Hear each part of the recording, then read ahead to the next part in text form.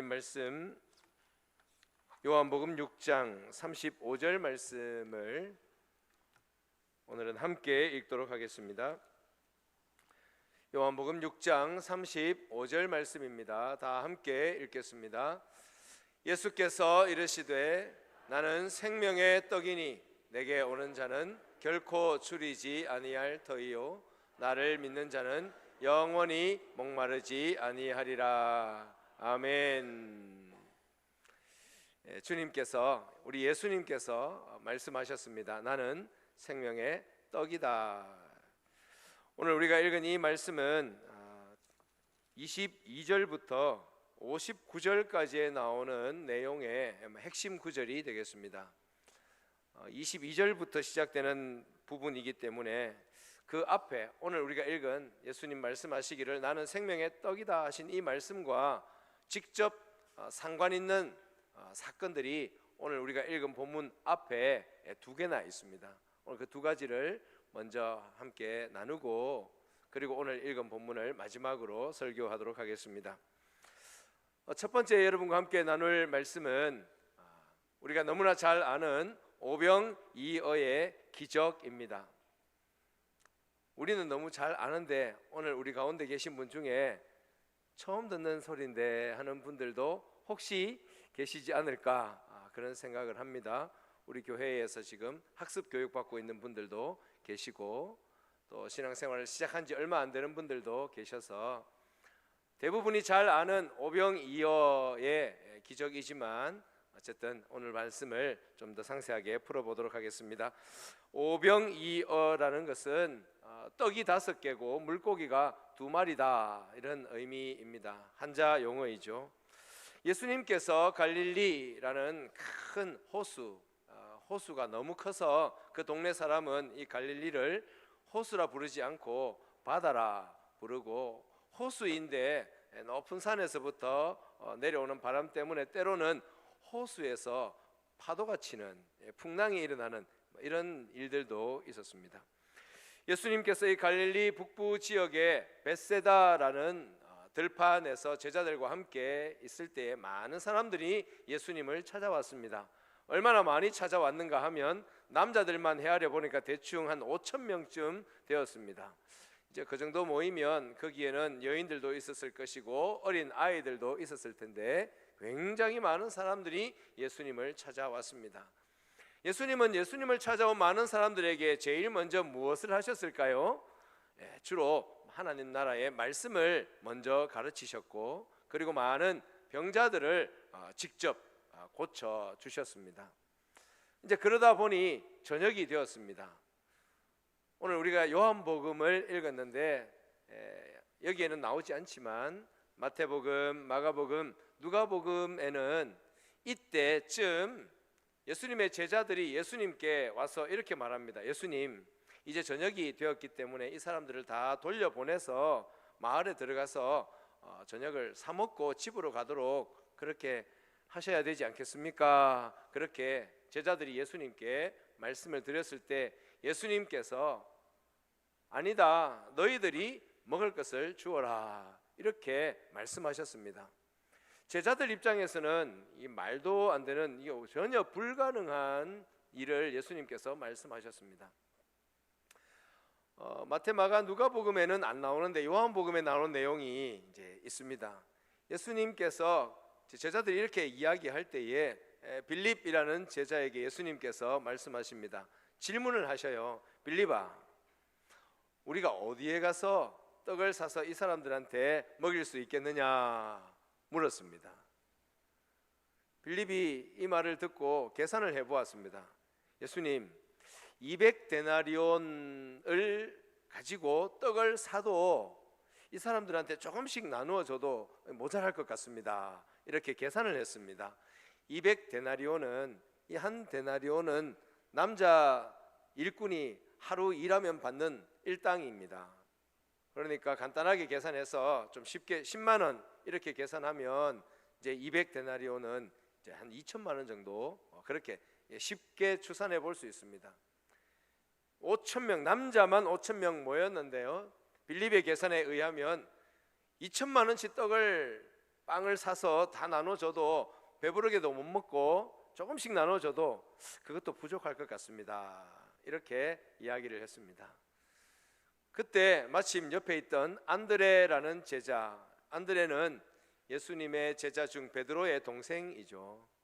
안드레가 예수님, 여기 어린 아이가 있는데 이 어린 아이가 보리떡 5개와 물고기 2마리를 가지고 있습니다. 안드레는 왜 지금 2천만 원치 빵도 모자란다고 하는 이 판에 보리떡 5개 2마리는 왜 가지고 왔습니까? 예수님께서 제자들에게 너희들에게 무엇이 있느냐 이렇게 물어보셨는데 안드레가 주위를 둘러보고 찾아온 게 어린 아이의 도시락입니다. 보리떡 5개, 물고기 2마리. 제가 계산을 해봤죠. 요즘 빵값이 많이 비싸서 빵 하나 2,000원 치면 빵 5개니까 10,000원. 제가 쿠팡에 검색을 해봤는데 고등어 2마리에 한 2만 원 정도. 계산해 보니까 한 3만 원치. 아주 그냥 비싸게 쳐서 그렇습니다. 보리떡 5개, 물고기 2마리. 어린 아이 도시락이니까 이게 큰 고기도 아니고 자그마한 그 양을 가지고 왔는데 안드레가 이것을 예수님께 내밀면서 예수님, 이것 가지고 뭐 하시겠습니까? 이렇게 대답을 했습니다. 제자들은 예수님과 함께 이 대화를 하면서 속으로 이거 뭐 굉장히 불가능한 일을 지금 예수님께서 말씀하고 계시다는 것을 알았을 것입니다. 너희들이 먹을 것을 주어라 말씀하셨을 때 이게 도대체 될 일은 아니잖아요. 이제 드디어 예수님께서 제자들에게 말씀하시고 일하기 시작하십니다. 얘들아, 사람들을 자리에 앉혀라. 베세다 들판 잔디 위에 사람들을 앉히라는 거예요. 제자들은 집으로 돌려보내야 됩니다. 집에 가다가 뭘 사 먹든지 어떻게 하든지 알아서 하도록 보내야 됩니다라고 말하는데 예수님께서 자리에 앉게 하라. 그래서 50명씩 100명씩 때를 지어서 사람들이 앉기 시작했습니다. 그리고 안드레가 가지고 온 보리떡 5개와 물고기 2마리를 손에 받으시고 성경에 보면 축사하신 후 이렇게 되어 있습니다.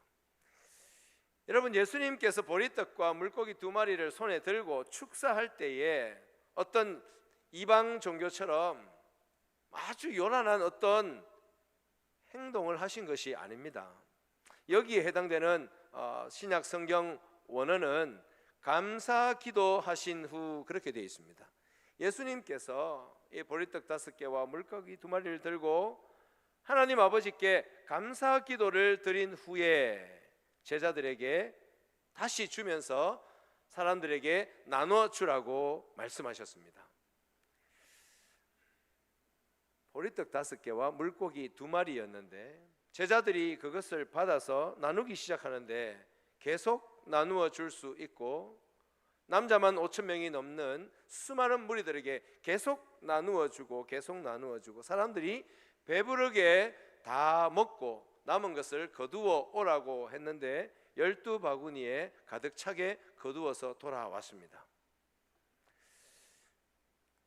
신약 성경학자인 송영목 목사님께 물어봐도 어떻게 이런 일이 일어났는지 그 상황을 정확하게 우리에게 보여주세요라고 여러분이 아무리 질문해도 아마 대답을 하기가 어렵습니다.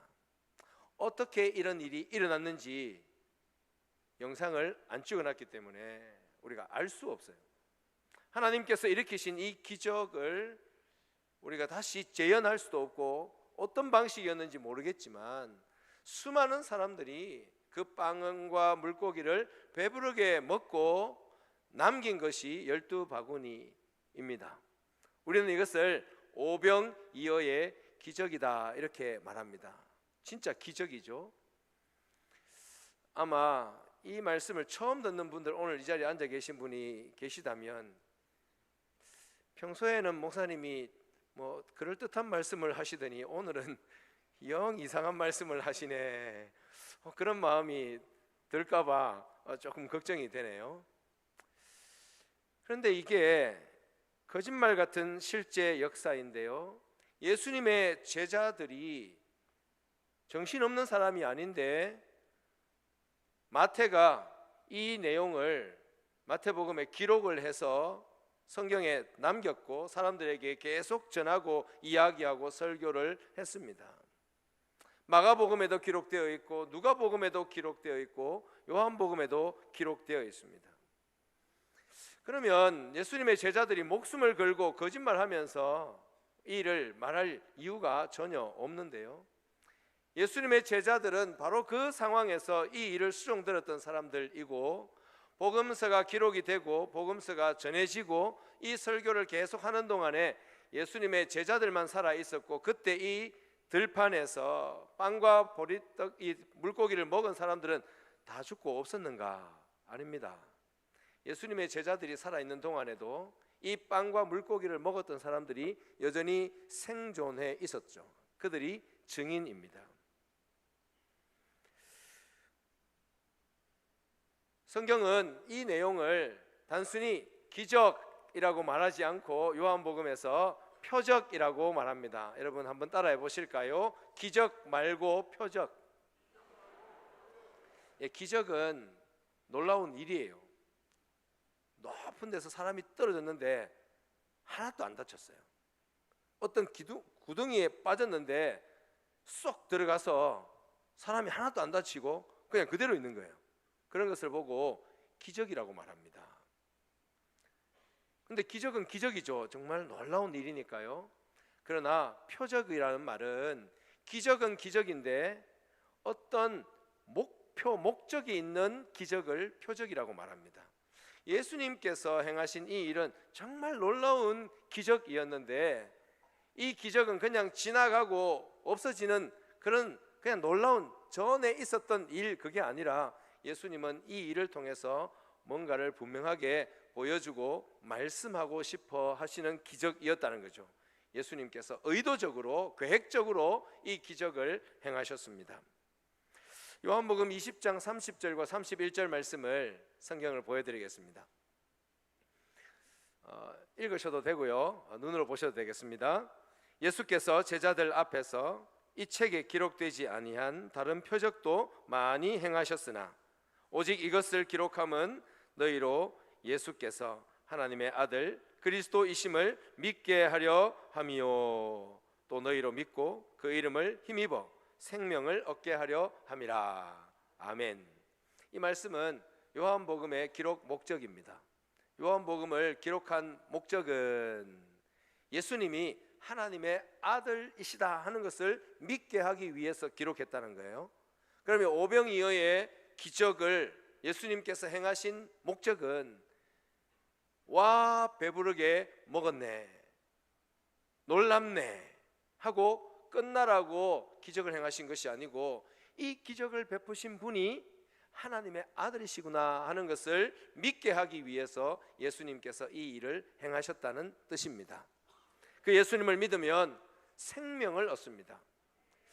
그 베세다 들판에 생명 없이 와서 떡 먹은 사람 아무도 없어요. 육체의 생명은 다 있지만 영원한 생명, 영혼의 생명, 우리 영생을 가리키는 말입니다.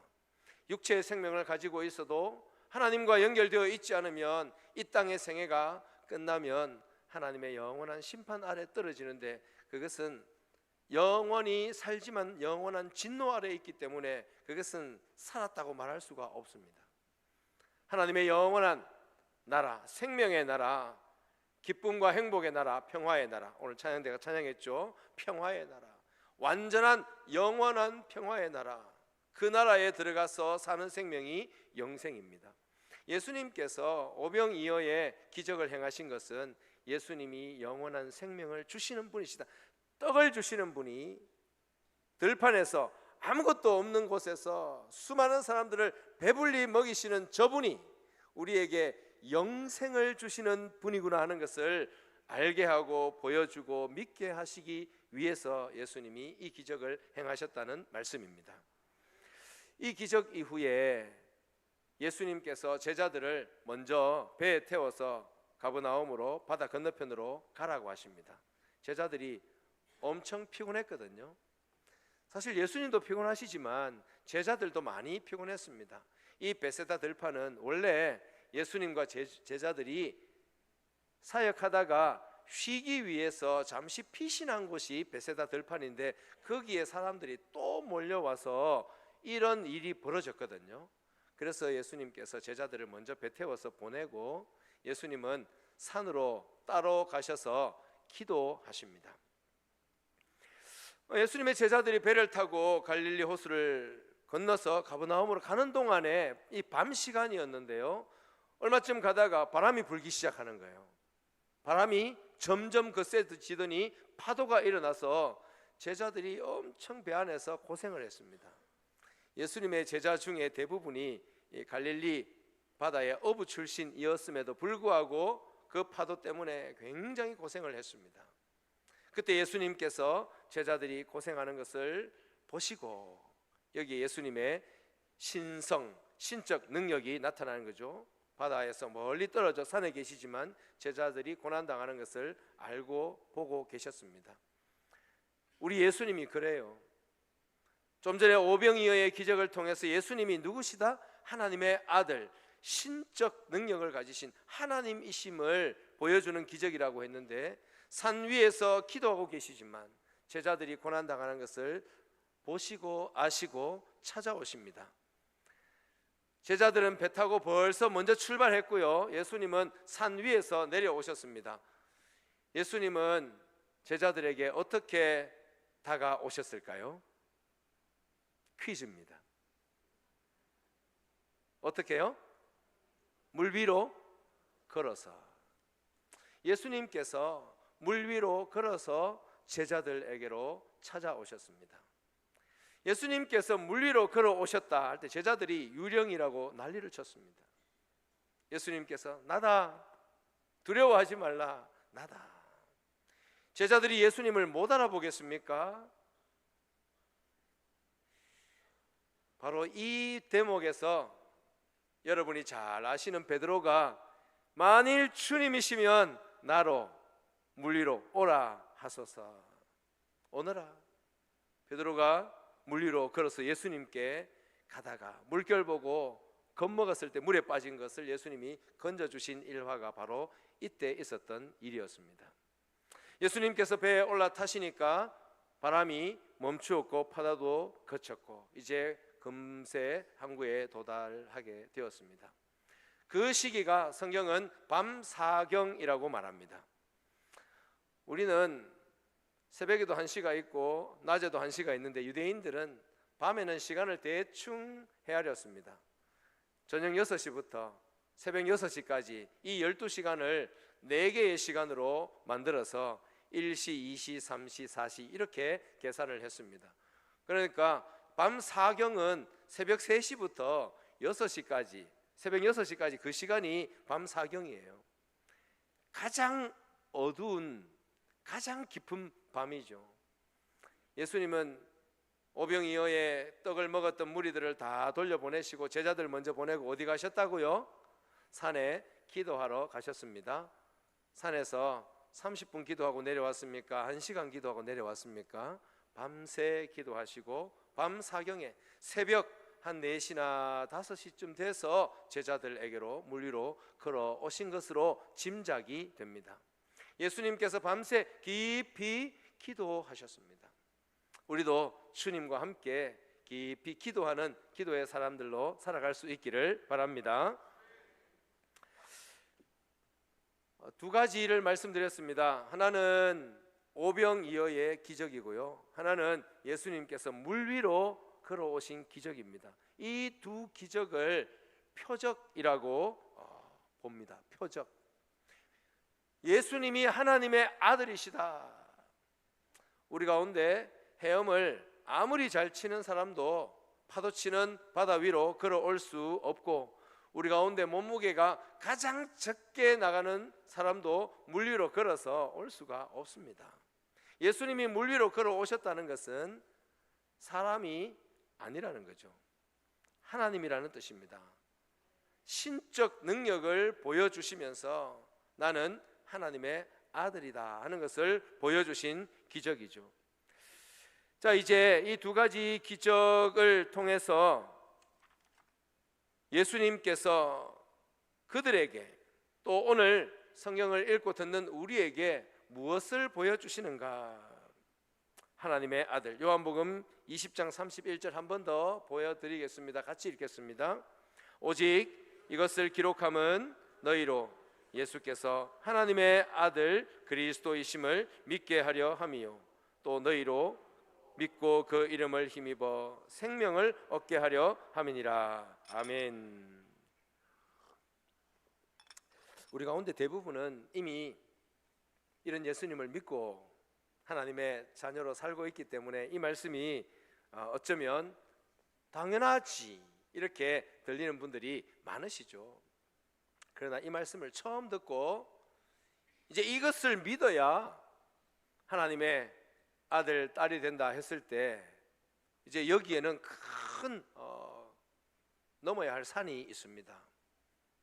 예수님께서 보여주신 이 기적이 진짜 있었고 그것을 보면 하나님이시구나 하는 것을 알게 되고 이것을 이제 마음으로 믿고 신뢰하고 살아가야 되는데 여기에 하나님의 은혜가 필요하죠. 자, 이제 이 기적과 표적에 관한 말씀을 조금 더 오늘 말씀과 함께 연결해서 생각해 보겠습니다. 이제 오병이어의 기적이 일어나고 난 다음 날 사람들이 예수님을 또 찾아왔습니다. 예수님을 또 찾아왔어요. 그런데 그냥 찾아온 게 아니고 찾고 찾아 또 찾아서 겨우 예수님을 찾아왔습니다. 왜냐하면 어제 그 들판에서 떡 먹었던 사람들 예수님이 제자들 먼저 보내는 거 봤거든요. 그때 배가 한 척밖에 없었어요. 예수님은 안 갔거든요. 그러니까 다음날 아침 사람들이 어디로 예수님 만나러 왔겠습니까? 베세다 들판으로 왔죠. 와보니까 예수님도 안 계시고 제자들도 없고 어디로 가셨을까? 그래서 예수님 원래 주로 활동을 많이 하시던 곳이 가버나움입니다. 이 가버나움으로 그들이 다시 이 거리가 가까운 곳이 아니에요. 배를 타고 또 어떤 사람은 걸어서 소문 내가지고 사람들이 많이 예수님을 또 찾아왔습니다. 여러분 그들이 예수님을 왜 찾아왔을까요? 짐작해 보세요. 여러분 같으면 그 다음날 예수님 또 만나러 가겠습니까? 아니면 어제 뭐 만났으니까 됐다 싶습니까? 이 사람들 예수님 또 찾아왔어요. 예수님이 그들의 마음을 알았습니다. 요한복음 6장 26절입니다. 거기 보시면 너희가 나를 찾는 것은 그들이 예수님을 겨우겨우 찾아와서 선생님 언제 여기 오셨어요? 어제 거기 계셨는데 언제 여기 오셨냐고요? 이렇게 물었을 때 예수님이 말씀하시길 너희들이 나를 찾는 이유는 표적을 본 까닭이 아니고 떡을 먹고 배부른 까닭이다 이렇게 말했습니다. 이 사람들 왜 왔는지 너희들 오늘 또 떡 먹으러 왔구나 그 말입니다. 하나님의 아들을 만나러 온 게 아니고 하나님의 아들 우리에게 영원한 생명을 주시는 그리스도 구원자를 만나러 온 것이 아니고 어제 먹었던 떡 오늘 또 주실까 봐 온 거예요. 떡 먹으러 왔습니다. 그들은 오병이어의 기적은 경험했어요. 기적의 떡은 먹었는데 표적의 떡을 먹지 못했습니다. 기적은 보았지만 표적을 못 봤다는 거예요. 떡은 먹었는데 예수님을 제대로 몰랐습니다. 이분은 계속 떡 주시는 분이구나.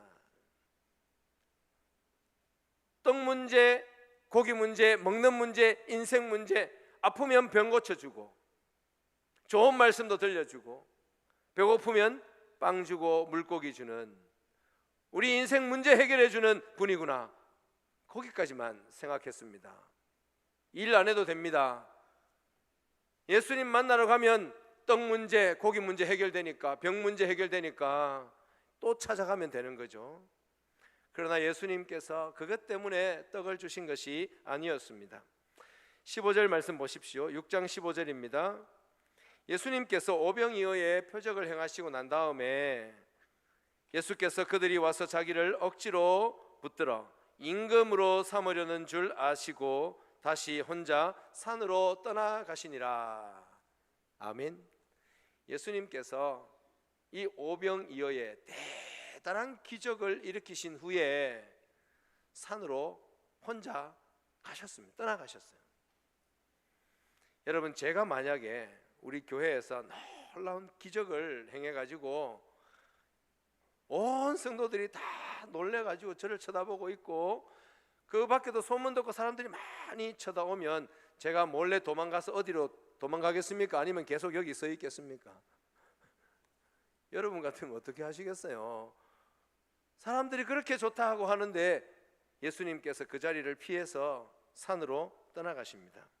왜냐하면 그들의 마음을, 속마음을 다 알았기 때문에 그래요.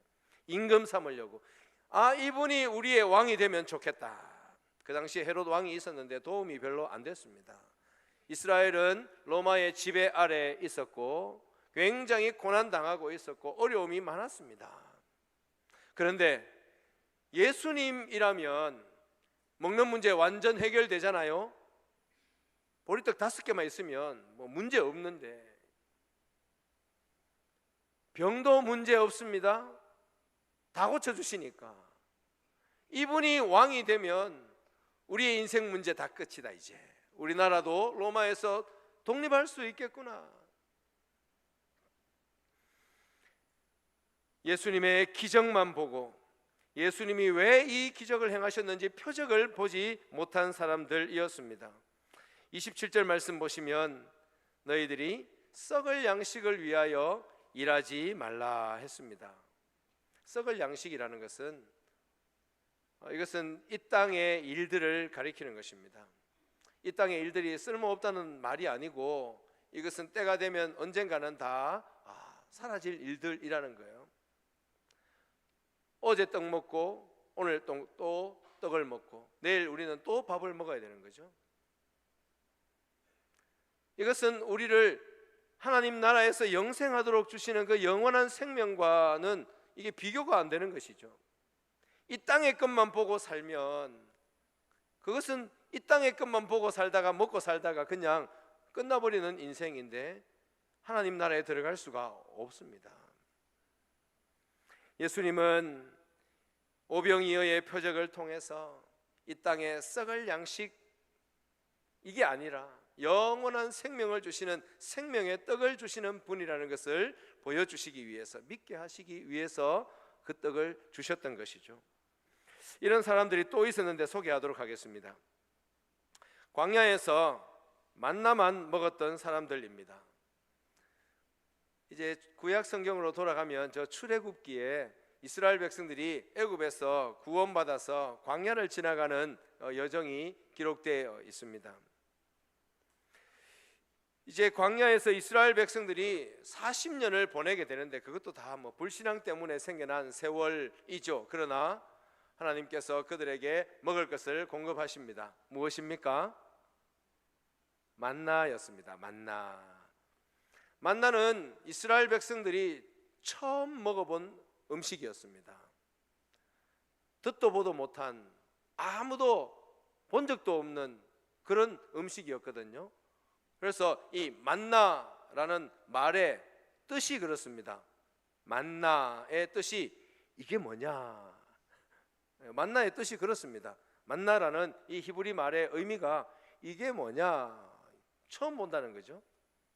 만나라고 하는 양식을 우리의 하나님께서 광야 이스라엘 백성들에게 40년간 매일 내려주셨습니다. 안식의 날에는 만나가 안 내리고요, 그 전날 2배를 거두어 가게 했습니다. 매일 하루치만 가져가도록 했습니다. 일용할 양식을 가져가도록. 하나님께서 구약시대 하나님의 백성들에게 광야를 지나는 동안 40년간 매일 만나를 주신 이유가 무엇일까요? 와, 하나님만 있으면 괜찮겠네. 매일 만나 내리니까. 신명기 8장 3절 말씀 같이 읽겠습니다. 너를 낮추시며 너를 줄이게 하시며 또 너도 알지 못하며 내 조상들도 알지 못하던 만나를 내게 먹이신 것은.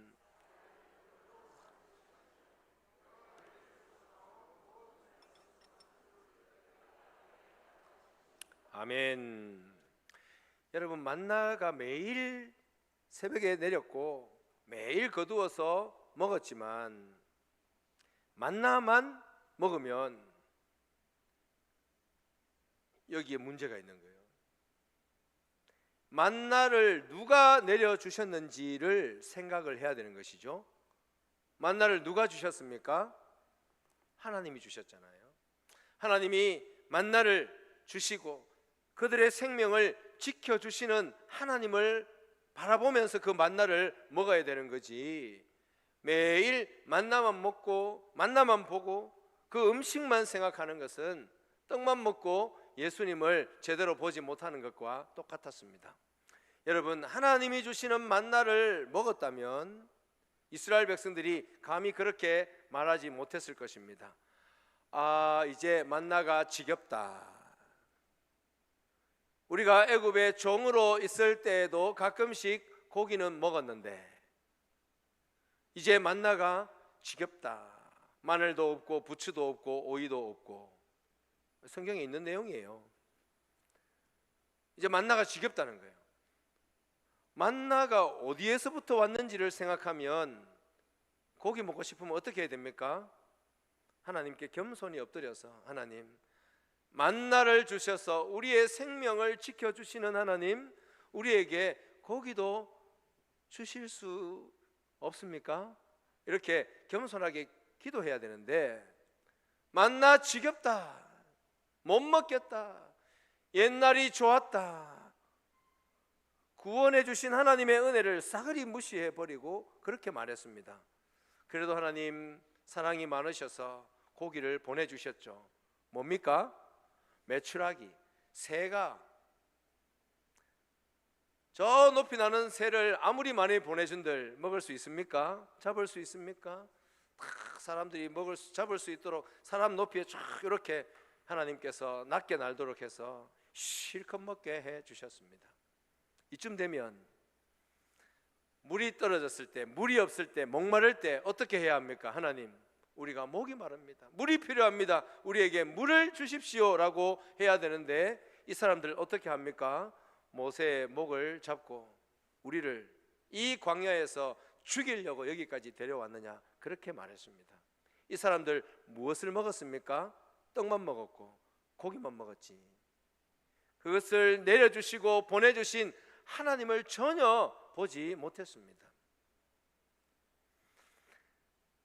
오늘 여러분은 교회에 예수님 만나러 왜 오셨습니까?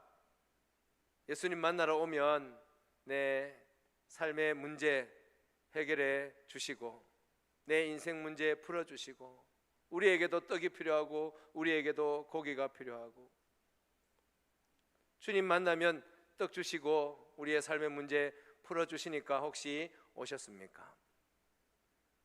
물론 예수님께서 만나도 주시고 떡도 주시고 병도 고쳐주시고 하시죠. 떡만 보고 만나만 먹었던 이 사람들처럼 이렇게 주님을 찾아와서는 안 되겠습니다. 떡을 주시고 만나를 주셨던 하나님과 그 예수님이 어떤 분인지를 우리가 제대로 알고 믿음으로 이분 하나님을 만나고 예수님을 찾아와야 되는 것이죠. 자, 이제 오늘 본문에 가까이 왔습니다. 오늘 말씀은 오병이어의 표적을 정확하게 해설해 주고 있는 말씀입니다. 예수님께서 빵을 오병이어 빵을 나눠 주시면서 예수님은 이것을 말씀하고 싶었던 거예요. 내가 생명의 떡이다, 그렇게 말씀하셨습니다. 여러분, 빵을 먹어야 우리가 건강을 회복하고 생명을 유지할 수 있잖아요. 육신의 생명입니다. 육신의 생명.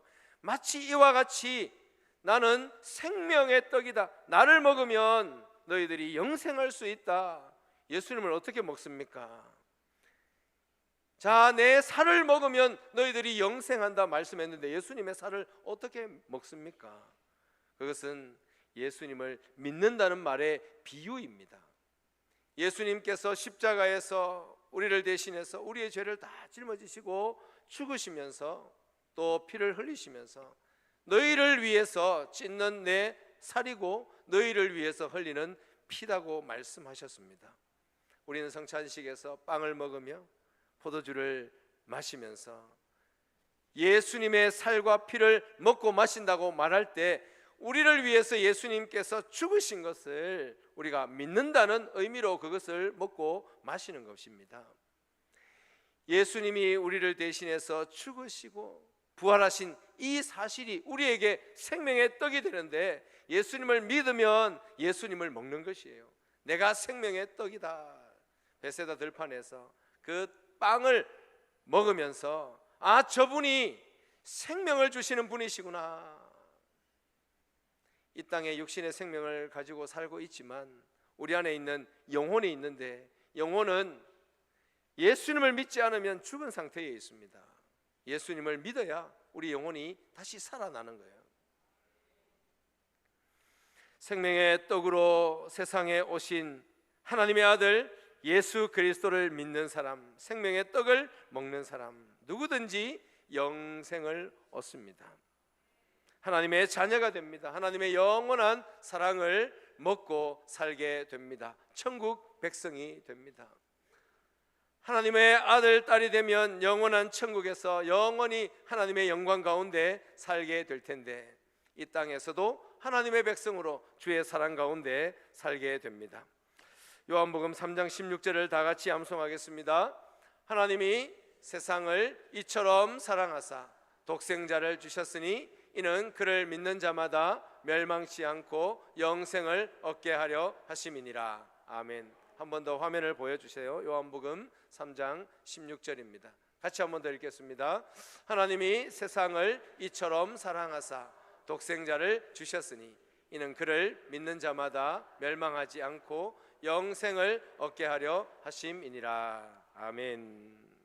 사랑하는 성도님들, 우리 가운데 아마 대부분은 생명의 떡이신 예수님을 믿음으로 먹고 영생을 소유한 분들이 많으시리라고 생각합니다.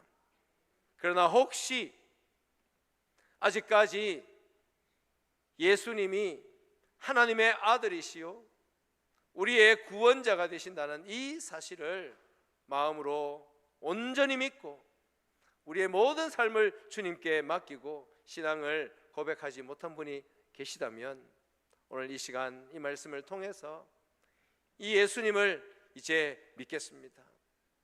살아계신 하나님의 아들, 우리를 위해서 이 땅에 오셔서 십자가에서 죽기까지 살과 피를 다 내주신 그 주님의 살을 피를 먹고 마시겠습니다 하는 이 은혜가, 고백과 결단이 여러분의 마음에 일어나기를 하나님께서 그렇게 역사해 주시기를 기원합니다.